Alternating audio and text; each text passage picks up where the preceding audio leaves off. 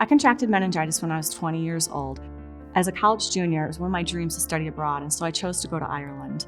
One night I was having a pizza party with my flatmates, and I started feeling sick to my stomach, started getting a fever, and had some chills. All of these were very flu-like symptoms, so we didn't think too much of it. By the next day, after I was so fatigued I had slept for 15 hours, my mom called and was, "Get to the hospital." So my roommate came home early from school and found me in septic shock with purple rash all over my body in bed. Once I got to the hospital, I was in an 18-day coma and fighting for my life against this deadly disease.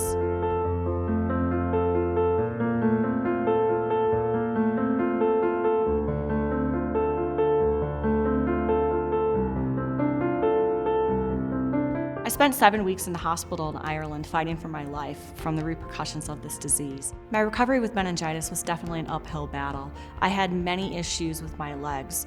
When I was back in America, I went to the Rehab Institute of Chicago, and so it was time for me to learn how to walk again.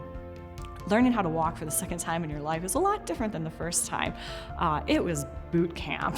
But I'll never forget taking that first step, and my mom had just came off the elevator and I'm with the walker, and I took that step and I look up and saw her, and we both just started crying.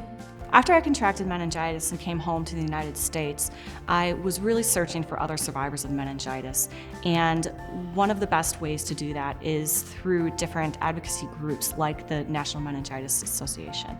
And that is why I have chosen to become an advocate for the NMA, to really spread awareness about this deadly disease, to put a personal face to it, and to make sure that no one else has to go through what I did now that there are vaccinations available. My boyfriend, who had been with me since junior year of high school, and he's now my husband, and he's my rock. I couldn't have made it through any of this without him. Now that I have 2 daughters of my own, it's become just normal course of life for them, which I kind of love. I may not be the one running around the neighborhood with them, but I'm right there riding my recumbent bike next to theirs, and I may not do the piggyback rides, but Daddy can handle that. I contracted serogroup B meningitis in 2002. At the time, there was no vaccination for it. There was only a vaccination for A, C, Y, and W.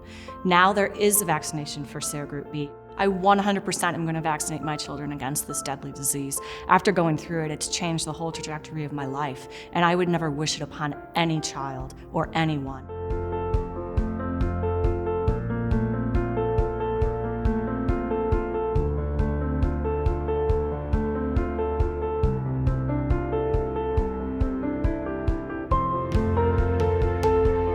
Get educated, get vaccinated.